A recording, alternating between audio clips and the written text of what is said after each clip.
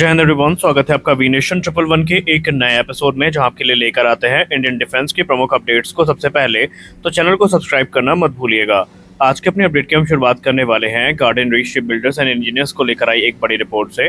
GRSC की तरफ से कंफर्म कर दिया गया है कि उन्होंने जो एक्सेप्टेंस फायरिंग ट्रायल्स हैं, जो कि 30 mm नेवल स्टेबलाइज गन्स के हैं, ये पूरे कर लिए हैं। जी हाँ, 30 mm नेवल स्टेबलाइज गन जो है, इसने अपना जो एक्सेप्टेंस ट्रायल है ये पूरा कर लिया है, और इस ट्रायल को एक एंटी सबमरीन वॉरफेयर सेलो वाटरक्राफ्ट से आयोजित किया गया था, जहां पर इसने एक्सेप्शनल एक्यूरेसी के साथ टारगेट्स को हिट किया है। इसको बनाने में 60% से ज़्यादा जो इंडिजिनस कंटेंट है वो यूज़ किए गए हैं, और ये वेपन सिस्टम भारत की आत्मनिर्भरता को सुनिश्चित करने का एक महत्वपूर्ण जरिया बन रहा है। आने वाले भविष्य में ये जो स्पेशलाइज्ड गन्स हैं, ये भारतीय नौसेना की वॉरशिप्स में हमें देखने को मिलने वाली हैं। और इस प्रकार की जो गन है, आप सब जानते हैं कि इनकी उपयोगिता कितनी होती है और वॉर टाइम में ये कितने महत्वपूर्ण साबित होती है। हम सब जानते हैं कि आर्टिलरी सिस्टम युद्ध क्षेत्र में कितनी महत्वपूर्ण भूमिका निभाते हैं, और इनकी सहायता से दुश्मन को कितना ज़्यादा नुकसान पहुंचाया जा सकता है। और इसमें हमने इंडिजिनस आर्टिलरी सिस्टम पिनाका और जो AT-AGS जैसे प्लेटफॉर्म से इन पे अक्सर बात करी है,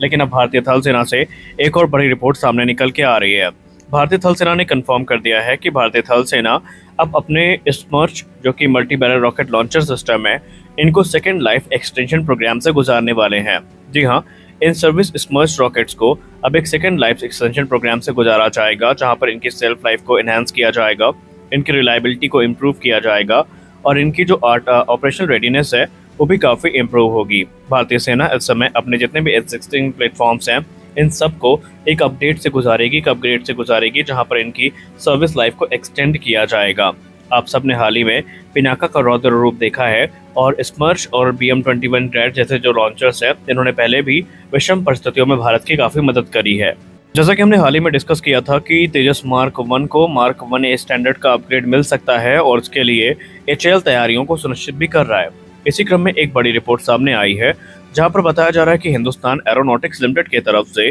जो तेजस मार्क 1 है, इनको 2026 से ओवरहॉल करना शुरू किया जाएगा, और इनमें अपग्रेड की प्रक्रिया की शुरुआत होगी। इस अपग्रेड की प्रक्रिया के दौरान काफ़ी सारे इम्प्रूवमेंट्स जो कि तेजस मार्क 1A में हमें देखने को मिलते हैं, वो क्रमशः हमें तेजस मार्क 1 में भी देखने को मिलेंगे, और जो कमियां अभी रह गई हैं उनको पूरी तरीके से दूर किया जाएगा। रिपोर्ट्स इंगित करती हैं कि यहाँ पर 90% ज़्यादा जो सिमिलैरिटी है मार्क 1 और मार्क 1A के बीच में कैपेबिलिटी वाइज, वो हमें देखने को मिलेगी, और एडवांस वेपनरी का इंटीग्रेशन भी हमें मार्क 1 में होता दिखाई पड़ेगा। आपको बता दें कि एक तरफ जहां ये अपग्रेड की बात चल रही है, तो वहीं इसी वर्ष 12 तेजस मार्क 1A को रोल आउट करने की बात भी सामने आई है। यानी कि अब जो प्रोग्राम है वो काफ़ी तेज़ी के साथ आगे बढ़ता नजर आ रहा है। हमारी अगली बड़ी अपडेट आ रही है अस्त्र माइक्रोवेव को लेकर। अस्त्र माइक्रोवेव को एक बड़ी जिम्मेदारी मिली है, जहां पर अस्त्र माइक्रोवेव को जो टेक्नोलॉजी डेमोन्स्ट्रेटर वेरिएंट है सुपर सुखोई के लिए विरूपाक्ष रेडार के, और तेजस मार्क 2 के लिए जो अपग्रेडेड उत्तम रेडार है,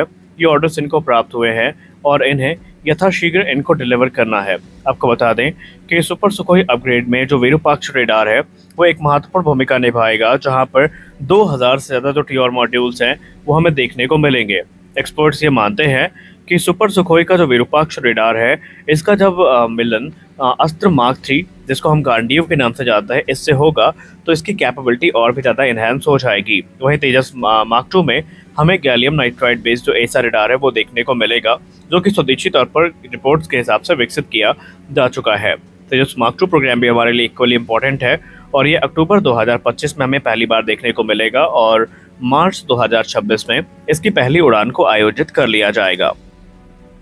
जैसा कि रिपोर्ट्स इंगित करती हैं कि जो नागास्त्र 1, जो कि एक लोइटरिंग म्यूनिशन है, भारत में विकसित किया गया सोलर ग्रुप की तरफ से, ये ऑपरेशन सिंदूर में यूज़ किया गया है। और सबसे महत्वपूर्ण बात यह है कि इसने जो इम्पैक्ट दिया है पाकिस्तान को, वो काफ़ी विध्वंसक है। लेकिन इसी बीच सोलर ग्रुप की तरफ से एक और इम्पोर्टेंट अनाउंसमेंट करी गई है। सोलर इंडस्ट्री ने ये कंफर्म कर दिया है कि एक नहीं, दो नहीं, बल्कि 5 डिफरेंट काइंड के जो नागास्त्र लॉइटरिंग म्यूनिशन या ड्रोन्स हैं वो विकसित किए जा रहे हैं, और इसमें नागास्त्र 1 भी शामिल है। आने वाले भविष्य में नागास्त्र 1, नागास्त्र 2 और नागास्त्र 3 जैसे जो लॉइटरिंग म्यूनिशंस हैं वो हमें देखने को मिलेंगे, जो कि डिफरेंट कैपेबिलिटी और डिफरेंट रेंज के साथ ऑफर किए जाएंगे। आपको पता ही है कि इस समय भारत की कई कंपनियां हैं जो लोइटरिंग म्यूनिशन के क्षेत्र में काफ़ी महत्वपूर्ण काम कर रही है, और इसका प्रमाण हमने ऑपरेशन सिंदूर में देखा, जहां पर लोइटरिंग म्यूनिशंस ने पाकिस्तान में एक भीषण त्रासदी लाई और पाकिस्तान के पास उन लोइटरिंग म्यूनिशंस का कोई जवाब नहीं था। जैसा कि आपको भली भांति अवगत है कि जो रॉयल मलेशियन एयरफोर्स है वो अपने सुखोई एयरक्राफ्ट की मेंटेनेंस के लिए भारत की तरफ काफ़ी लंबे समय से देख रही है, और भारत से उन्हें काफ़ी ज़्यादा मदद की उम्मीद भी है, क्योंकि रशिया यूक्रेन युद्ध के चलते रूस की सप्लाई चेन पूरी तरीके से बाधित है और रूस स्पष्ट तौर पर सामने आकर उनकी मदद करने में फिलहाल असमर्थ है। और इसी क्रम में एक बड़ी रिपोर्ट सामने आ रही है। भारत की सैमटल एवियोनिक्स और एटीएससी ने एक स्ट्रेटेजिक कोलैबोरेशन कॉन्ट्रैक्ट साइन किया है रॉयल मलेशियन एयरफोर्स के साथ, जहां पर एग्रीमेंट जो साइन किया गया है इसमें एयरक्राफ्ट एवियोनिक्स सपोर्ट की बात की गई है। इस एग्रीमेंट का एम जो है ये जॉइंटली रॉयल मलेशियन एयरफोर्स के जो सुखोई 30 MKM फाइटर्स हैं इनको सपोर्ट प्रदान करने के क्षेत्र में है, जहां पर कटिंग एज एवियोनिक सिस्टम्स और रिपेयर और ओवरऑल सर्विसेज का जो है वो यहाँ पर कार्यभार देखा जाएगा। इसके अलावा जो पोस्ट सेल सपोर्ट है ये भी भारत की तरफ से यहाँ पर प्रदान किया जाना सुनिश्चित किया गया है, और आने वाले भविष्य में आप देखते जाइए कि और भी जो सपोर्ट है रॉयल मलेशियन एयरफोर्स के लिए भारत की तरफ से